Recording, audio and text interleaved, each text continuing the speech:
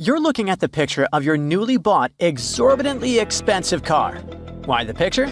Because the car hasn't been delivered yet, but you can already imagine the speed at which your Lamborghini will swallow all those miles of the interstate. Now, back to reality. Your car will never be delivered because it sank to the very bottom of the Atlantic Ocean. But before that, it had burned into ashes. It sounds paradoxical, I know. But that's exactly what happened in February 2022 to a Japanese shipping company called MOL.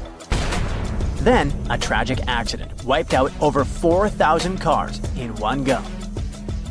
The cargo ship Felicity Ace was carrying thousands of vehicles from Germany to the US. But while passing near the Azores archipelago, the ship caught fire.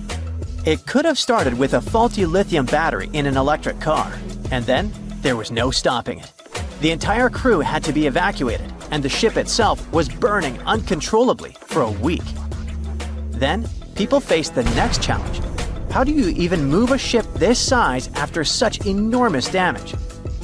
Salvage teams spent another week trying to figure it out. Well, they didn't need to bother. On March 1st, the ship suddenly capsized and sank to the ocean floor. Obviously, its precious cargo went down with it. And by precious, I mean $438 million worth of cars, including 20 Lamborghini Huracans, 190 Bentleys, and 1,117 Porsches. As for the ship itself, it was worth a whopping $24.5 million. It was a terrible loss for MOL. On the other hand, the company is worth $12.2 billion, so they'll bounce back. Now, all those luxury cars are resting peacefully at the bottom of the ocean. The fish in that area must have been ecstatic to get a fresh shipment of Lambos. They just need to figure out how to work the pedals. Let me show you another expensive thing that ended up stranded at the bottom of the ocean because of a tragic accident. It's a 45-foot catamaran called the Carolina Viking. It was abandoned by its crew after a huge leak on board. It happened at the end of 2024. The crew of the Swedish-flagged Leopard 45 catamaran reported water pouring in. Their electrical system had totally failed too. Soon, the crew figured out that the leak was coming from the starboard engine compartment. It was bad. The water was coming in through the rudder stalk, and it was flooding the boat fast. So, the skipper made an emergency call, and after talking to MRCC Cape Verde, he decided to head toward the Cape Verde Islands. This destination was about 300 nautical miles away. They were moving upwind using just one engine. Sadly, it didn't solve the problem. A few other yachts that were nearby changed course to offer help, and it turned out the crew really needed it. Hours later, the catamaran's electrical system switched off completely. The skipper had to change the course, heading toward a nearby yacht, the Cinderella di San Remo, which was able to rush to their aid. In the afternoon, after realizing things weren't going to get better, the 5-person crew made the call to abandon the ship. So, they transferred to the Cinderella di San Remo. As for the vessel, it was just left in the middle of the ocean, getting flooded. Another unexpected thing you can find underwater was actually planned. Atlanta has found a cool way to reuse its old subway cars. Instead of just scrapping them, they sink them into the Atlantic Ocean and create artificial reefs, turning them into underwater condos for marine life. The thing is, the state of Georgia has been working on creating artificial reefs for more than 40 years. They've been sinking stuff like old ships, tugboats, concrete, and lots of other stuff to give fish and other sea creatures a place to live.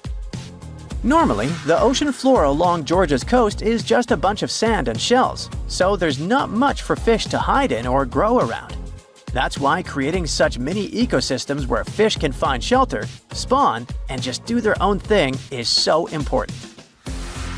One day, they decided to add some of Atlanta's old subway cars to the mix. Those cars were retired and ready to be disposed of. The city teamed up with Georgia's Coastal Resources Division and MARTA, the transit agency, and turned the cars into reef-building material. They had to make sure the cars were safe first, so they removed all the hazardous materials and contaminants. Then, they carefully picked a spot about 23 miles offshore, called El Reef. Then, the cars were loaded onto a barge and delivered to their destination. Now, they're sitting about 60 feet under the surface. They're going to add 6 more subway cars to the reef in the future. Now, let's move to a very different place. It's just as abandoned, but not underwater. Ever heard about Salar de Uyuni in Bolivia? Those are salt flats that seem to stretch forever. There are even hotels made entirely of salt there. This land is also pretty isolated. No people, no cars, just endless white salt. And then, bam! You see a train graveyard. The Cementerio de Trenes is actually just a few old trains. Most of them are from the early 1900s.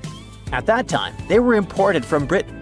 Back then, they were planning to turn Uyuni into a massive train hub, connecting different cities. But many things went wrong, and the train station dream was forgotten. These days, the trains really look beat up. They're completely covered in salt, which makes them look as if they've been there for centuries. They're rusty, broken down, and totally weathered. You can explore more than 100 train cars, and each one is different. Some are falling apart, others have graffiti all over them. It just adds to the whole vibe of decay. The next abandoned thing on our list has actually been restored. Ever heard about the American Dream? The world's longest limo? It's a 100-foot machine that's got a helipad on the roof. It's a Cadillac, but not a regular one. Imagine a limo and a cruise ship having a baby. That's the American Dream for you. The thing is super heavy too, weighing around 25,000 pounds, and it was a total wreck before anyone even thought of bringing it back to life. It was just sitting, abandoned in New York, rotting away.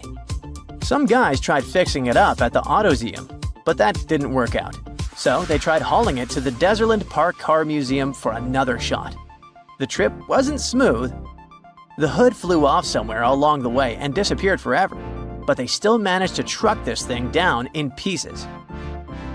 In any case, these two guys, Michael Deser, a real estate mogul, and Michael Manning from AutoZeum, went all out to bring the vehicle back. They chopped up 3 other Cadillacs just to get parts, like new leather, vinyl, and carpets. They even swapped out the engines. The whole thing was so messed up, they basically had to rebuild it. Look at it now! Originally, the limo had 6 Cadillacs all glued together, and the guy who designed it was behind cars like KITT from Knight Rider and the DeLorean from Back to the Future. At one point, the American Dream had 2 engines, TVs, telephones, a jacuzzi, a waterbed, and a swimming pool with a diving board. There was even a swivel function so it could make turns. But I'm not sure if this feature is still there after the restoration. At the moment, the limo's up and running. At the same time, you can't just drive it around like a normal car. It's ridiculously long, and turning is basically impossible. And if you get stuck, well, good luck getting it out. But even with all that, 75 people can fit inside, and it's still got a pool in the back.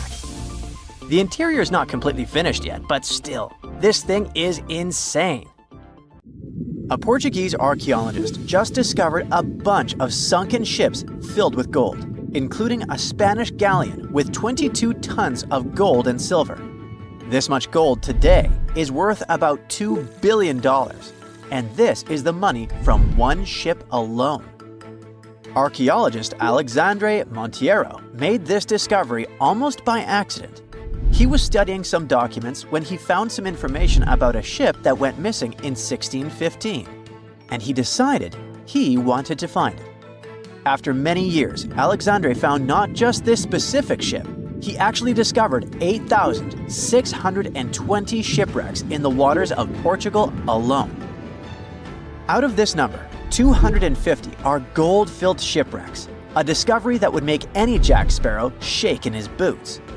Most of these ships went down for boring reasons like the weather, but sometimes they were destroyed in battles, which may or may not have been super epic. They were carrying gold and other treasures from the New World to Europe, and of course, everyone wanted a share. Alexandre had been studying historical shipwrecks for 30 years now, so he has discovered many ships that went down in somewhat glorious ways. In 1816, for example, a ship of one of the richest men in Portugal sank in Australia, with an insane amount of 66,000 silver coins. This was the first ship from Portugal to ever plunge in the waters of Australia. The bad news is that these ancient sunken vessels, filled with riches and epic stories, are not so easy to reach. They're deep down in the ocean and covered by sand. You could still try, but that would be stealing part of a country's history. And you wouldn't want to be that person, would you? Naturally, Portugal was not the only country that explored the seas back then. The coast of Europe is packed with sunken ships filled with gold.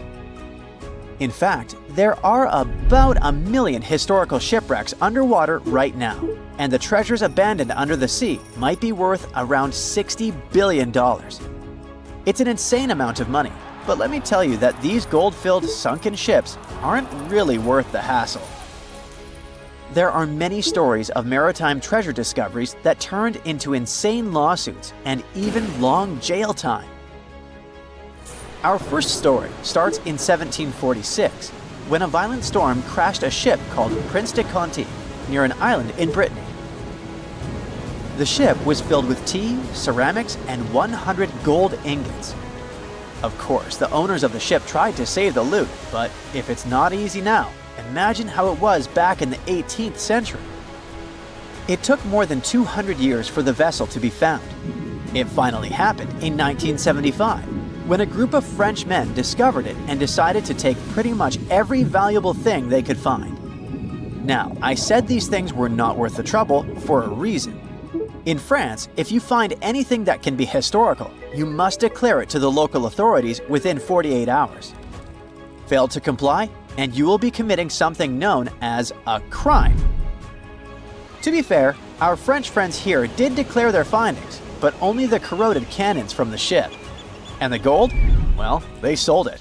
Obviously, because each gold bar is worth between $125,000 to $231,000. It took French authorities almost 50 years to retrieve the stolen gold, and they didn't retrieve all of it. Part of it was bought by an elderly couple living in Florida, and the crime is so serious they were charged for connection with money laundering, organized crime, and the trafficking of cultural goods. The poachers also sold some gold ingots to the British Museum collection.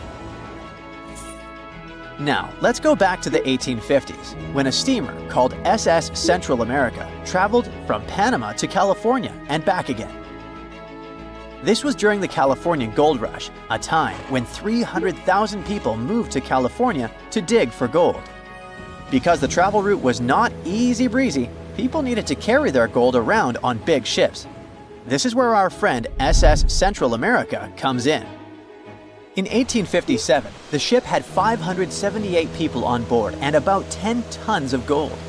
Very few survived, and around $100 to $150 million in gold went down with the ship. All of this explains why in 1988, a group of investors from Columbus decided to finance a research project to find this ship. The research was led by a guy named Tommy Thompson. Tommy was really crazy about the idea of finding this sunken ship filled with gold. It took him years to find the exact location of the SS Central America, especially because the ship was 7,500 feet beneath the surface of the Atlantic Ocean, and retrieving it required a lot of fancy tech. A group of 161 investors paid for his adventure, but it goes without saying that they were not doing this out of love from their hearts. They invested $12.5 million in this project because they were expecting to earn at least 10 times more. But since life is not all sunshine and rainbows, 39 insurance companies sued the research team as soon as they retrieved the gold. Back when the ship was up and running, these companies insured the cargo of the SS Central America, and when the cargo was finally retrieved, more than 100 years later, they wanted to be compensated. They said it was not their job to retrieve it, but that doesn't mean they abandoned it. This crazy talk didn't stick, and 92% of the gold was given to the research team. The plot thickened when the investors were scammed by none other than Tommy Thompson, who fled with $4.16 million. He also had 500 gold coins, but he's not telling a soul where they are. Nonsense like this is the reason why most countries have rules to protect cultural properties. And yes, sometimes shipwrecks can be a cultural property. Obviously, there are many maritime treasure discoveries that happen without breaking any laws. The SS City of Cairo, for example, was a steamship that submerged in 1929 with 2,000 boxes of silver coins weighing 122 tons. A company called Deep Ocean Search retrieved the coins from a depth of 17,000 feet, which is 4,500 feet lower than the Titanic. 34 million pounds went to the UK Treasury, and the Deep Ocean Search also got a share. The good news here is that some of the coins can be bought by collectors, legally. Paying for a treasure is probably the closest you can get to an underwater archaeology find.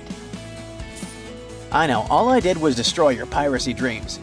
But while raiding gold-filled shipwrecks may be a crime in most countries, or just financially impossible for us mere mortals, not all hope is lost.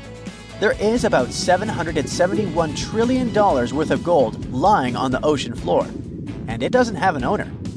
It's like an underwater gold mine, except the gold is in the water.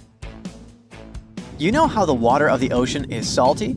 Well, the gold gets mixed with the minerals in the water, so it's not like you stumble upon a gold nugget on the beach. Each liter of ocean water has 13 billionths of a gram of gold, and it's very difficult to extract such tiny particles of gold from the water. But that doesn't mean people haven't tried, and, of course, there's been a scam here too. In the 1890s, a guy claimed he had invented a thing that would suck gold from the seawater. When he got enough money, he fled the country with the cash. If you really want to get some gold, you could try to extract it from the Earth's core, which has 1.6 quadrillion tons of gold. There's 16 times more gold in the Earth's core than what humans have mined in the whole of history. No hoax involved here, because nobody has dared to go down there yet. With archaeologists discovering gold-filled sunken ships out and about, maybe we can make our own maritime treasure discoveries, or at least save enough money to buy some silver coins. That's it for today. So hey, if you pacified your curiosity, then give the video a like and share it with your friends. Or if you want more, just click on these videos.